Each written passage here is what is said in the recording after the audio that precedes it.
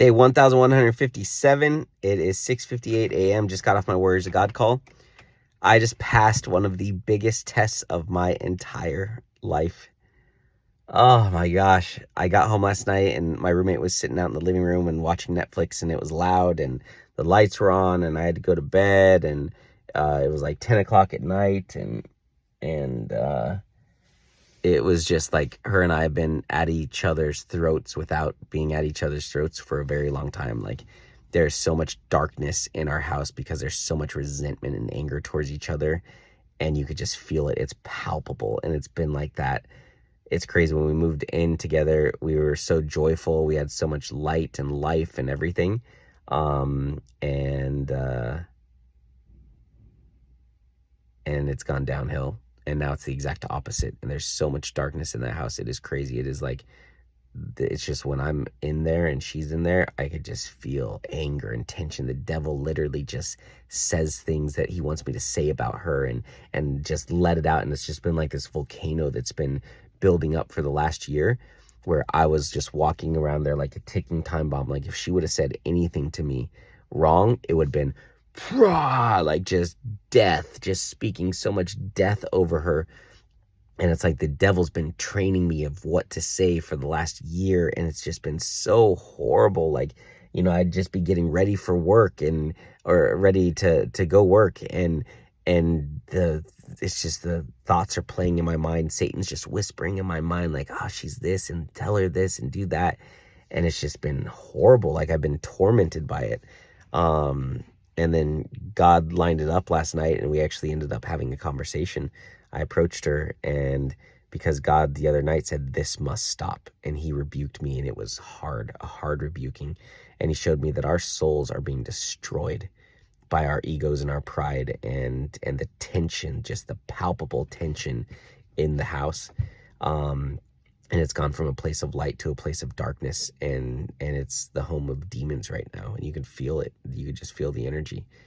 And I sat down to have a conversation. Didn't start well, because she was just totally like, I don't even care, like, it's done. And it ended with us laughing, teasing each other, just joking around.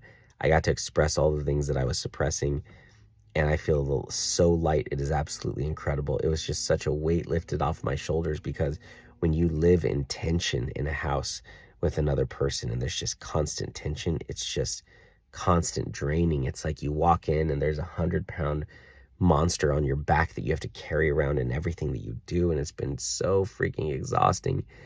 And I'm doing the Warriors of God call, and I'm talking to them about forgiveness. The Bible talks about, come to God and pray, and ask for what you need and what you want and what you desire. But if you've got unforgiveness, go forgive that person, then come back to pray. Like, it's like unforgiveness is a huge thing in the Bible. And so I just have had so much unforgiveness that has turned into just hatred.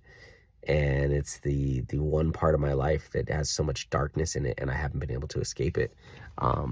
And so last night, 3-hour conversation up until 1 a.m.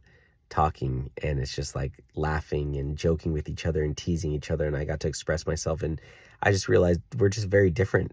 She just doesn't think the way I think. I don't think the way she thinks. And so she was mad at me for not talking to her, and I was mad at her for trashing the house. Like, according to me, to her, it's, it's just, a little clutter here and there. To me, it's like the end of the world. And so, yeah, it was just amazing. I can't believe that it turned out. And so I'm talking to the Warriors of God, and I'm explaining all this. And then I'm like, oh, I passed the test. Like, this, I know, was a test to see if God can trust me with the mouth he's given me. Can God trust me with the words he's given me? Because my whole life, I have been able to speak life into people, and I've been able to speak equal death into people. And anyone that's ever been really close to me, or anyone that I've ever dated, they know that I can just be the most encouraging and speak so much life into someone. And when I'm angry, I could speak the most death, the most horrible, nasty things to someone. And the last time I remember doing this is when I was having a conversation with Araceli, and I was just so frustrated at her, and I started saying this and that and this and that, and I just got off the call, and I just was like, wow, that was aggressive.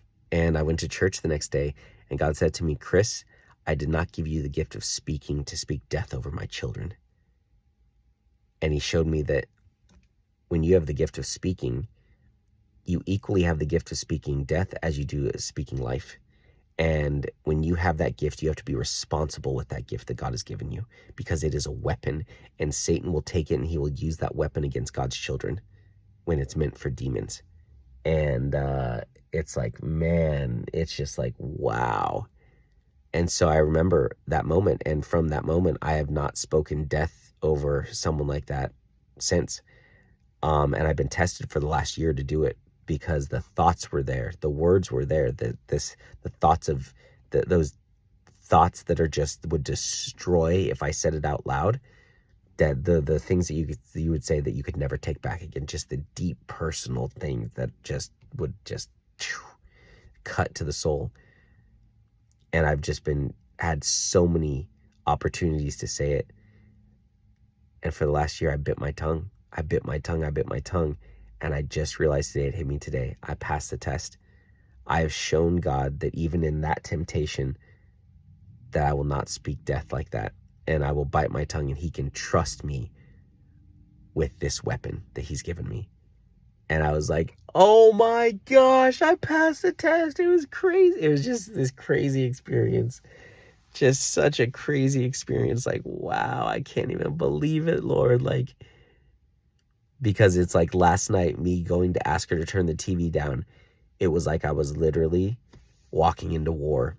And for me, I had reached my limit. I could not suppress it anymore, like a volcano that's this close to erupting. And I walked out there, and I was like, if she gives me any attitude, the volcano is going to erupt, and everything that the devil's been telling me to say will be said. Like, I don't have the willpower. I don't have the strength anymore. I don't have the patience anymore. I'm done.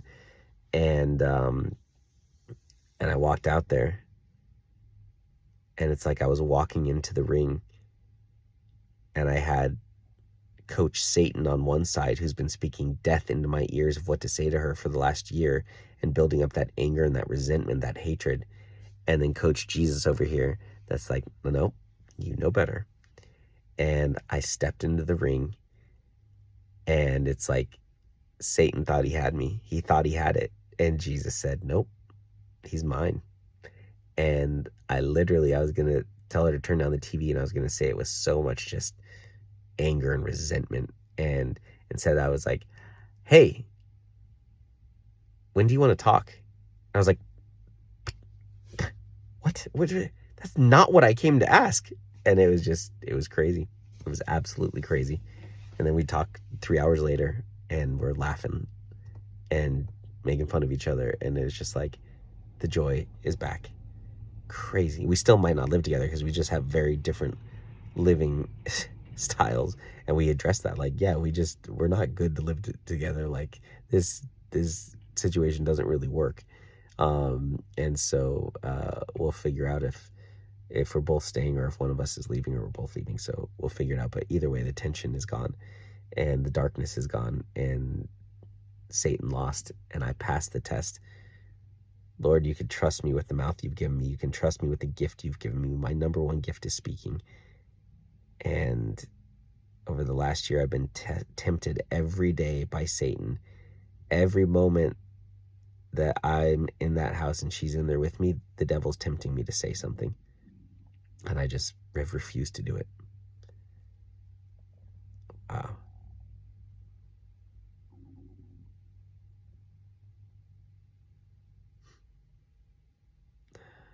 So beautiful.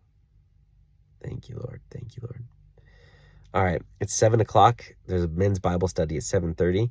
I was going to go get ready and try to get there. There's no chance. Like, it'll take 20 minutes just to drive there, let alone I have to get ready. And then I have our group Zoom call from where I spoke. And then I have the meeting with the pastor to go over calling coaching. So I think I'm actually going to go and get a few more hours of sleep because I only got 4, and I think men's prayer will be done by the time I get there, but my physical body's exhausted, so I'm going to get some more rest. Yeah. And I can walk into the house without walking into hell. Like, it's beautiful. It's beautiful.